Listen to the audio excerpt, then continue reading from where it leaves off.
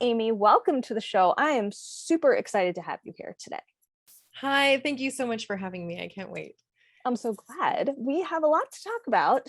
And, we were just now talking and discovered that we have this mutual connection of both having a background in massage therapy, which is super exciting. And we'll get to that in a minute. I just wanted to tell you how cool I think that is because it's making my day. Absolutely.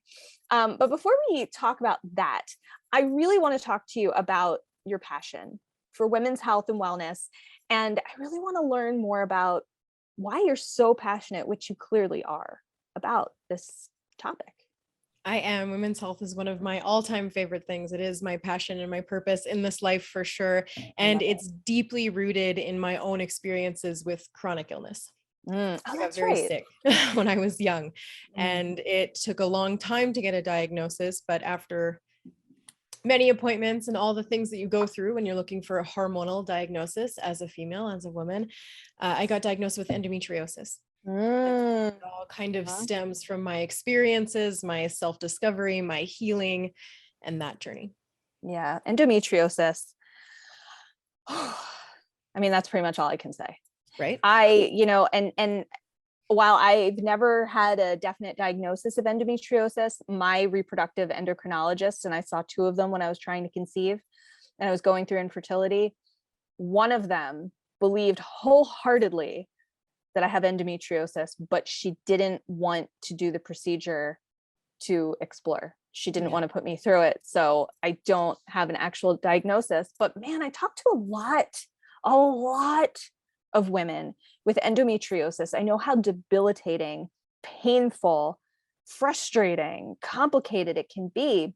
And gosh, how I should say the lack of help there is out there is astounding to me. So thank you for sharing that. I'm sorry that you've gone through that, but I'm also so glad that you know that this is a condition that you have. I think a lot of women suffer with endometriosis and have no idea. I think so too. I think it's very common for us as women to suffer in silence. And because we're also told that a lot of the symptoms of endometriosis, like heavy extreme periods, we're told that's normal. We're told that that's just because we're women, that this is a normal thing for us to have, and this is something we have to go through. So why complain about it? Why make noise about it? This is the hand we were dealt. But I think it's so important for women to understand that just because it's common doesn't make it normal or okay, right? I totally agree. And that's something that it's going to sound weird, or maybe not, I don't know, that I've become more and more passionate about just myself is really knowing this is not normal. This is not okay and the reason why is because more and more women are speaking up, are standing up for themselves and taking care of their bodies and saying, no, I'm not going to suffer in silence anymore. Something is wrong. And I myself, for years, same garbage. Oh, it's normal. You're fine. You're a complainer, and like, that's always been my response. You're overreacting. Yeah. Really. And even for me, whether it's endometriosis or not, other things, it's just this constant, no, it's not a big deal. And I hear that so often, and it blows my mind that this is the world we're in. So I know it's actually my biggest, like my favorite thing when women find self-advocacy. Yes, it's such a big deal. It's life-changing. And I mean, you deserve to be happy and not in pain all the time, and not have these extremely heavy, painful periods that aren't, just suck it up. You're a woman, deal with it. And like, what? Who decided that that's the way it should be? You would not believe how many medical professionals told me that in my early on years when I was looking for help. It took a long time for me to get help, to get a diagnosis. And then in the end, in the long run, medicine only served me so far. I had to branch out a lot and do a lot of self-healing. Oh yeah.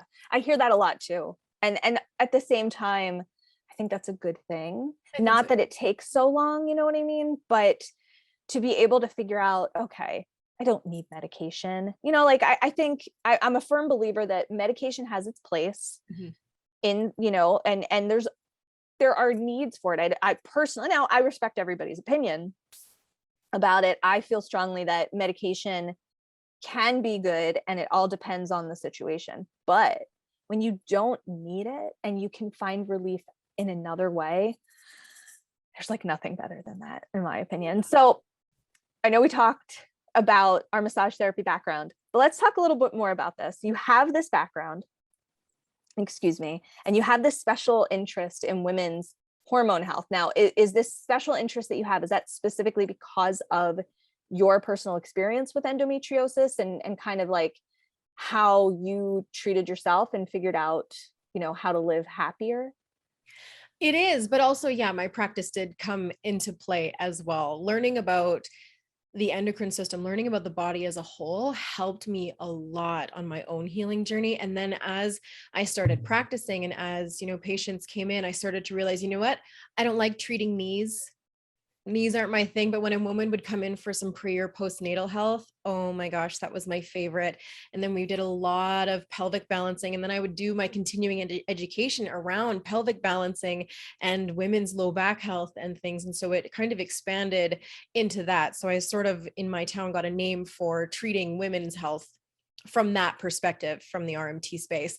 And so it was a combination of both, of my own journey and my own health woes combined with my practice as well.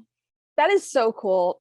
And it just, we're very aligned because it's very similar to my story. And I think that's super cool.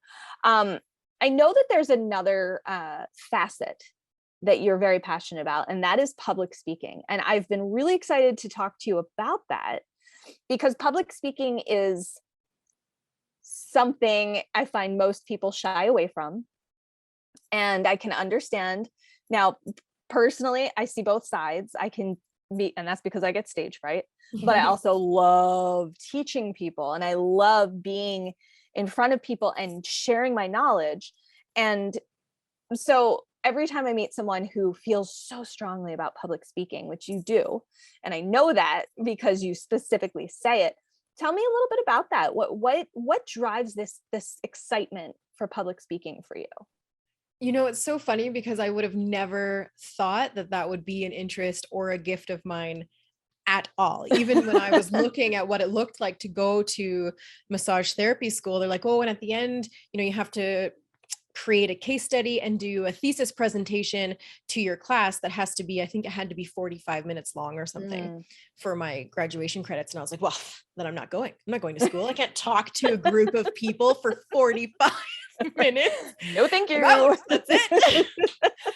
I survived. I went to school and I did it. But what happened was I had a message. All of a sudden I had a story that I knew people needed to hear.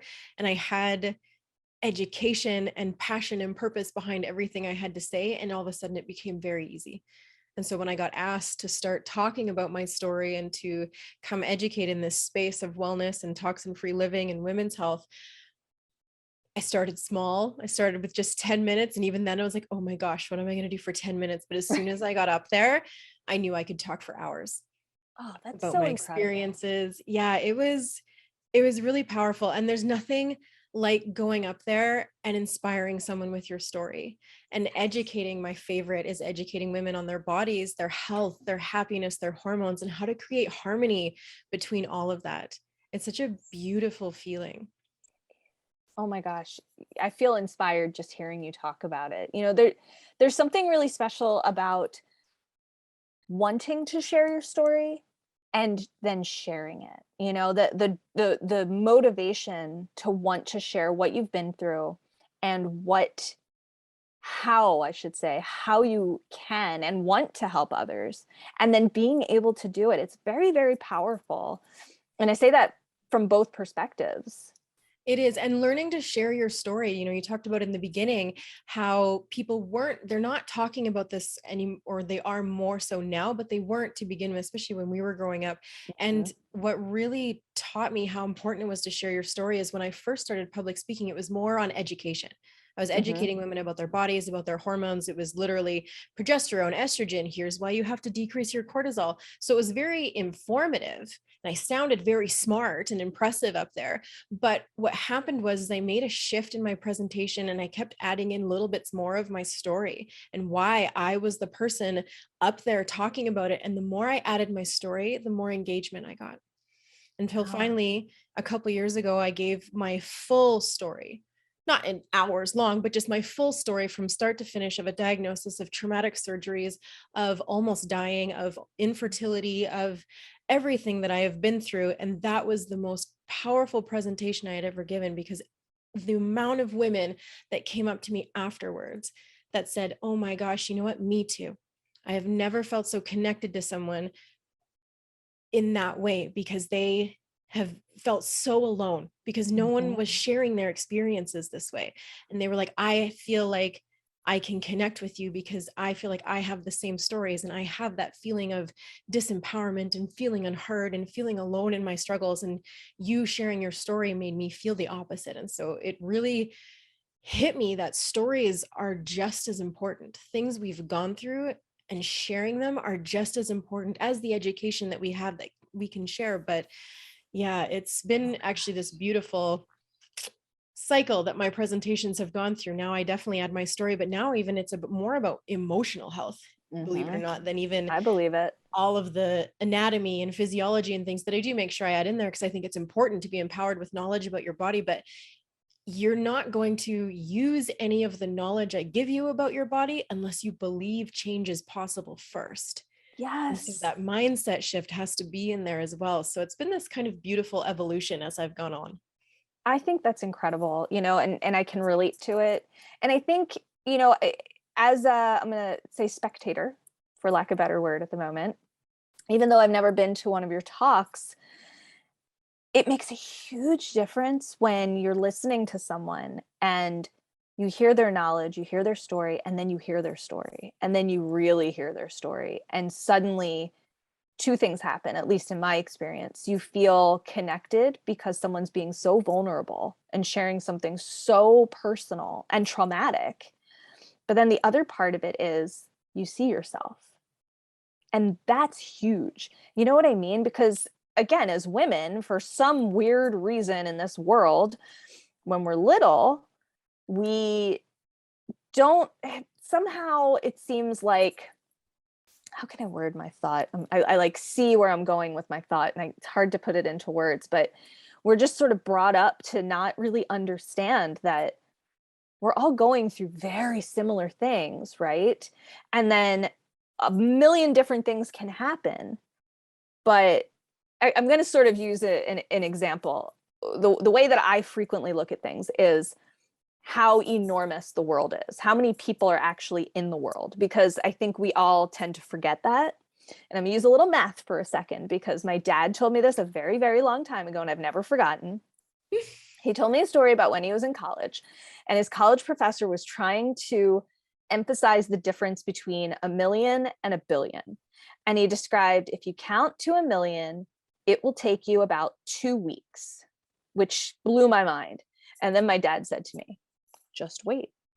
To count to a billion is going to take you around 32 years. And my mind was completely blown by that. And this was a long time ago. My dad probably told me this 30 years ago. I don't know. I was a kid. I have no idea. And I've never forgotten it. And it always is something that I think about when for example, I'm going to use myself as an example here. When I was going through infertility, right? And infertility, like, damn near destroyed my life. And I felt so alone. I felt like none of my friends, none of my family, nobody can understand what I'm going through. So I guess nobody else knows, until I started discovering this incredible infertility community. And through my research, I discovered around 186 million individuals across the world deal with infertility. And that's a big number. But what's even more incredible than that is, even though knowing all these people deal with, whatever this thing is, you break it into categories like causes, endometriosis, unexplained infertility, PCOS, et cetera, et cetera, et cetera. The numbers get smaller. but they're still enormous and you're not alone. Do you know what I'm saying? Yeah, very So powerful. it varies. So when you actually have someone like you standing in front of you, telling this very moving personal story, and you feel that connection and you realize of all the billions of people in this world, this person knows what I'm going through. I'm not alone. You know what I mean? And that's just super powerful. So sorry to go on a little tangent there. I have a tendency to do that, but Love it. I'm just moved by the fact that I know what that's like to feel that like I'm not alone. And Mhm. then to feel that like sharing your story, at least for me, is so cathartic and so healing because I know on the other side, I'm not alone. You know what I mean? No. And isn't it crazy that most women feel that way? Most women feel Exactly. alone. And like you said, millions of women deal with infertility. In Canada, right now, the ratio is 1 in 6 couples deal with infertility. Like And that's yep. not a lot. I mean, that's a lot. That's not Yeah. just a handful of people in all of Canada. That's a Yes. lot. This is going to be a Exactly. couple that you know somehow. Like that's so it's crazy that we're seeing this kind of feeling of being so alone and unheard. But that 1 in 6 number is just so crazy because in the US it's 1 in 8. And I Yeah. know in other countries it's like 1 in 4 and 1 in 10. And it is mind blowing because when you see that number, you realize I'm very much not alone. None of my closest friends No. dealt with this. None of them have PCOS or endometriosis or any type of issues like this. And so I felt like I guess it's just me.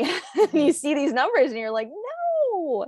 So I think that's just an incredible thing that you love public speaking so much for these reasons. And I think it's very powerful when sharing your story can make such a huge impact in your life and other women's lives. So I think that's super, super cool. Um, let's talk for a minute about self-care, because I Ooh. know that you feel very strongly, as do I, about self-care, but I want to hear from your perspective, from your experience, your personal, professional experiences. Tell me why self-care is so important. Because you can't give your best if you're not feeling your best. Self-care, as women especially, we're conditioned to feel like we have to take on so much, that we're responsible for so many people, for ourselves, for a household, for also having a business. We're also supposed to have creativity outlets, all of the things that we feel like we're supposed to have and want. All of us want those things. We want to have all of these beautiful hats that we can wear, but we can't show up for any of them in the space that we need to if we're not taking care of ourselves. And we're told that that is selfish. Somewhere along the lines, we were told that self-care, taking time for yourself, is very selfish. Me taking a night away from my children to go be with myself or be with some girlfriends is selfish. How dare I, as a mother, go do that? But when I come home from a weekend away, let's say, that's me recharged. That's me connecting with myself outside of the hats that I wear at home. And then coming home and being able to put that hat back on with new meaning, with new passion, with new life to it, because I've gone and fulfilled that other piece of me. Yeah. I mean, Self-care is, I mean, it's so important. I love the airplane analogy, right? If mhm. the airplane is crashing and burning, what do they tell you to do? They tell you to put your own mask on first. Well, if life is crashing and burning around you, how are you supposed to pick up the pieces if you yourself have fallen apart? Exactly. Oh, you said it so well. And yeah, I mean, that airplane analogy, I didn't even think about that, but you're so right.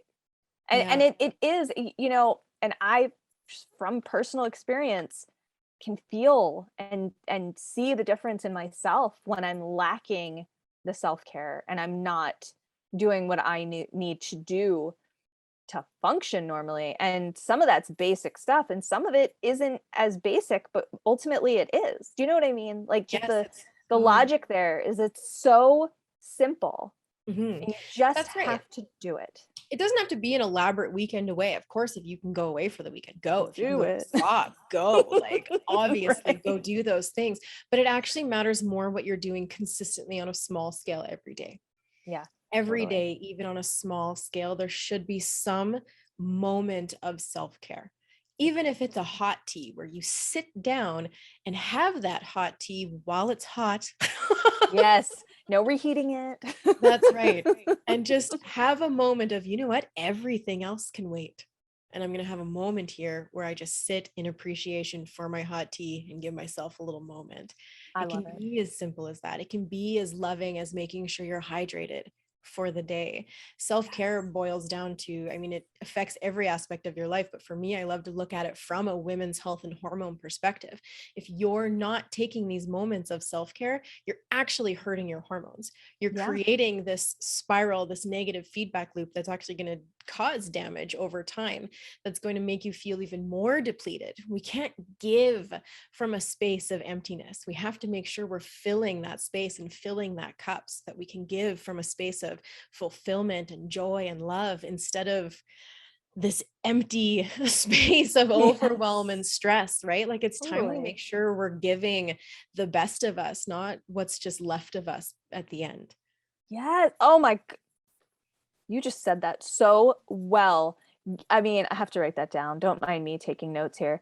Take it. Giving the best of us, Yeah, giving what's best of you, not what's left of you, right? not what's left. I mean, And don't get me wrong, women do incredible things from a space of overwhelm of, I mean, look at what we do when we're on our periods. For example, I mean, we have headaches, we're grumpy, we're tired, we're literally bleeding. And yet here we are doing all of the things, but yet we're actually running every day like it's like that. We're Yep. in this constant state of stress, of that fight or flight, in that sympathetic nervous system. And we don't even know it because we're just running in this fight or flight mode, and we think we're doing okay. And you know what? You're absolutely kicking ass in that space. You're doing great. But what if I told you, if you were to tip the scale and actually give from a place of some rest, some digestion, some space in that parasympathetic nervous system, and you were actually giving from a space of fulfillment instead of emptiness, what that would look like for you? I promise you would never want to go back to the rat race that's going on in your brain when you're running on Yes. empty. You're so right. Running on empty, man. That is a real thing. It is.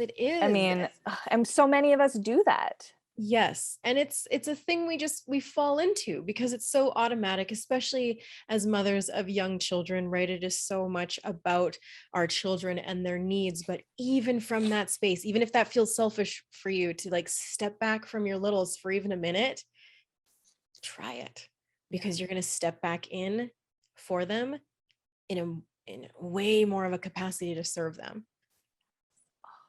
Oh, I'm so motivated and inspired right now. Oh, I just want to go tell my kids, I love you. Mommy needs a break. I love you. I'm Because locking it's myself in true. the bathroom for 5 minutes. Don't come in. Yep, I do that every morning. Oh my God. I Every literally have morning. women that go into the bathroom, lock themselves in, and do breath work, like do breathing exercises just for a couple minutes. Yep. Honestly, that's all you need to Gotta do do. it. Pour yourself a hot tea, get your kids into the habit of entertaining themselves while you have a hot tea. Their snack can wait for 5 minutes, They will right? survive. They will survive. And as they Yes. start, and what a message you're giving them too, though.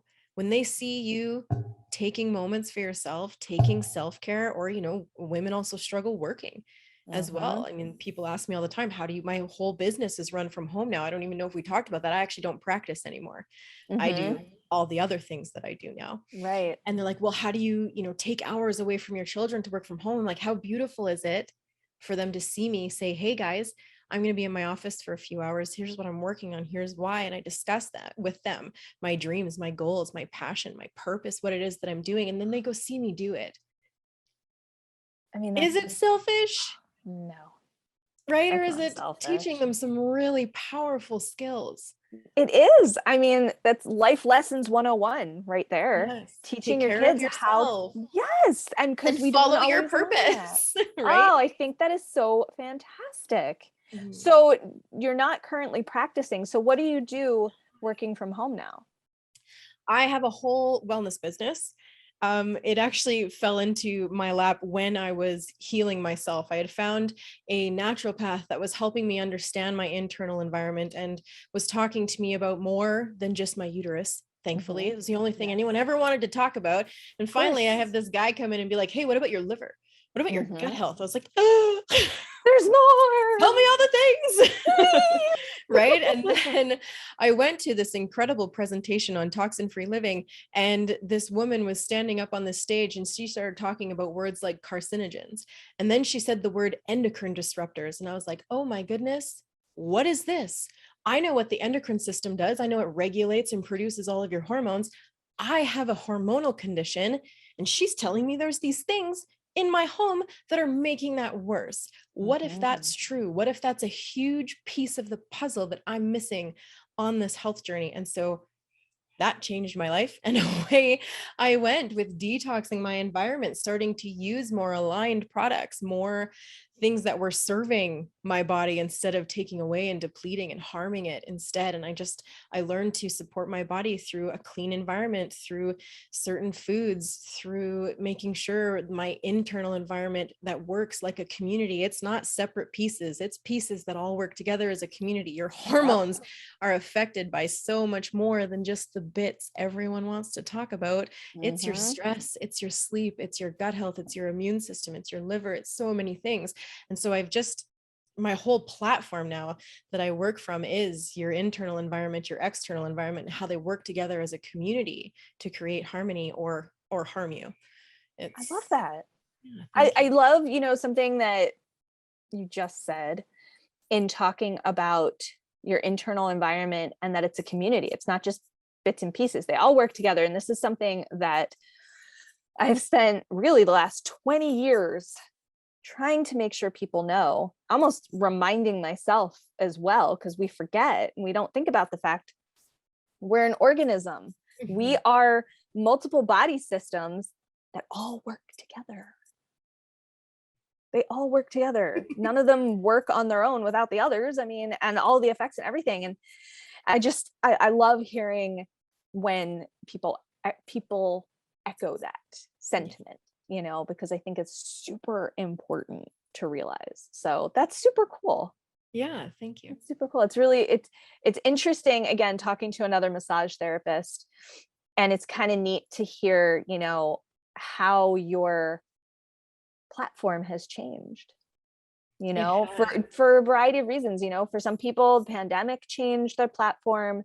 For some people, it's, like your experience, learning more and more about your body and what your body needs, because we're all different, has really changed that. I think it's so exciting and so cool. Thank you. Yeah, it was actually probably more on my ego. It was hard for me to give up my practice, and those 3 little letters behind my name make me feel smart and important. But I get that too. But I started to be okay with it quite quickly, because one patient an hour versus a room full of hundreds of people, you can make an impact on such a great scale. And now I podcast. That was a pandemic thing for me. How can I talk to more people without getting in front of more people?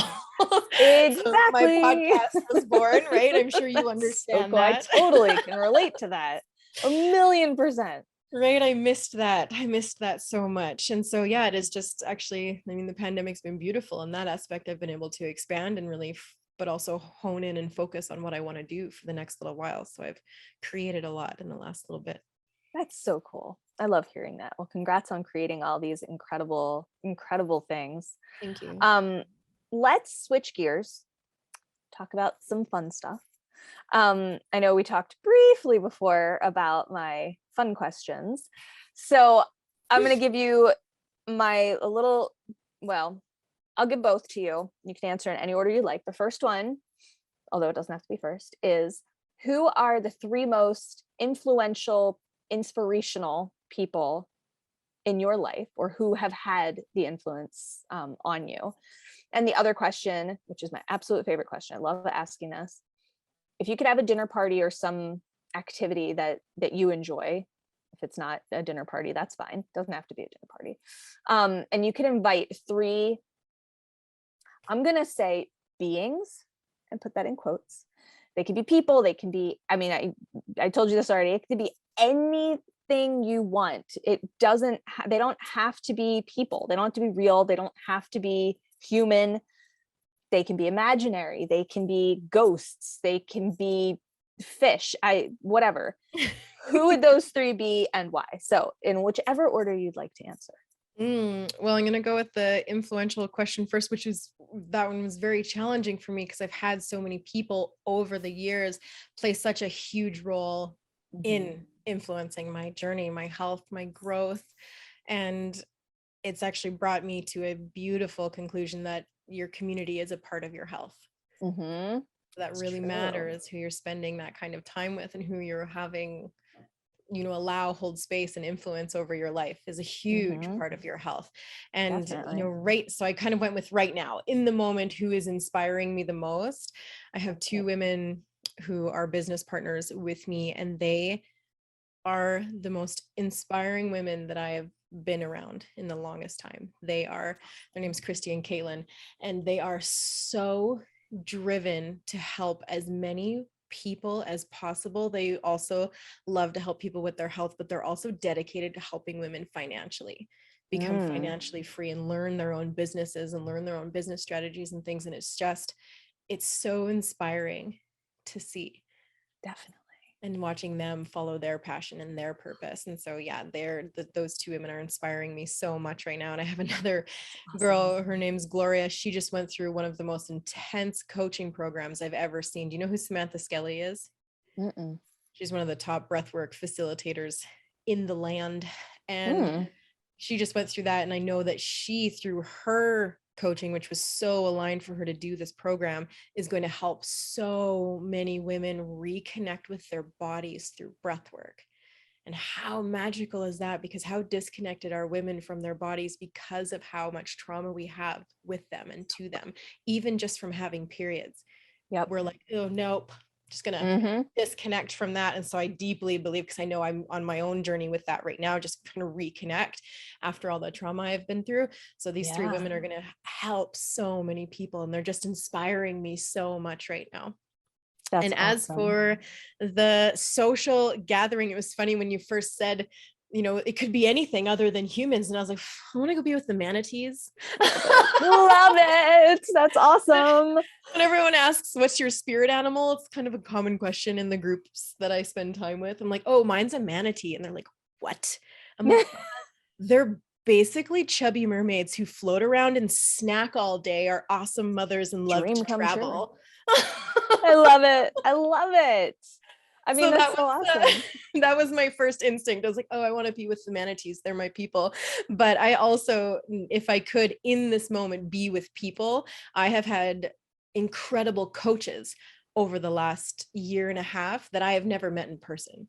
And if I could sit in a room with the people who have changed and inspired my life on like a growth and business level for the last year and a half, I would. Totally. Coaches, for sure. I love that. What a great dinner party. Or not. Inspired growth conversation. Like, I mean, oh man, I like that. I just, I always like asking this question because I think it's really fun to get creative. Even if like I had someone once, I asked her these two questions and she ended up having the same answer for both. Her three most influential people were the three people she'd have at her dinner party. And even more touching and magical to me is all three of them were relatives of hers. And I thought that was so cool. And I love asking this though, because I think it's really neat to step outside the box, even if you don't step outside the box. Do you know what I mean? Like, it's just like manatees. How cool, right? I mean, it's your party. You invite whoever you want. But the fact, what's even more touching to me is the coaches that you were talking about, because I can relate to that. And I know what that's like. It's been very, very hard these past almost 2 years. It's been, how can I word my thought here? It's incredible to connect with people, right? Like, we're in 2 different countries and on 2 opposite coasts of these 2 different countries, US and Canada, East Coast, Pacific Coast, or West Coast, or whatever.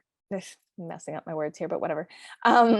And being able to connect is incredible, but to have that opportunity to connect with these people in person, which is hard to know if you'll ever get, but how cool to be able to dream about that and hope that someday you can make that happen. Yeah, I'm determined to make it happen. Actually, I will. I think that's really awesome. And I know that you will. I can tell by that determined voice and the look on your face. All right. And then my very last question for you, Amy, is where our listeners can find you. Where can they connect with you, learn more about you and all that you do? What are the best places? The best place is Instagram. It's just my name, at Amy Lenius. It's where I get to share all of my passions and be social and connect with people. I do have a podcast as well. It's called The Evolution of Mom. Oh, I like that. Thank The you. Evolution of Mom. It's heavily focused on more of the mindset. My platform is definitely health, happiness, and hormones, and how we can have harmony with all of them. Then this one really focuses on the happiness and the mindset. So I get a lot of, but I do talk health and have people come on who can talk health as well. So it's I don't know, I have a lot of fun with it. So that's one of my favorite things is the podcast. And I also am developing a program right now. It's going to be 9 weeks for getting women from painful periods to peaceful periods. Amazing. Yes, I'm making a note of that. About that. I'm excited for you. I'm excited for me to learn more about that because I think it is such an incredibly important topic. Periods themselves are such an important topic that more and more people are finally talking about. My introduction to periods was in 5th grade, watching a video with what was her name? Aileen Quinn, who played Annie in the movie Annie in 1982, which is one of my all-time favorite movies. I loved it my whole life. I just remember that. I know it's random. I totally know. And I remember because she didn't look like the same person. And I was obsessed with that movie when I was a kid. And this was 1990, I guess.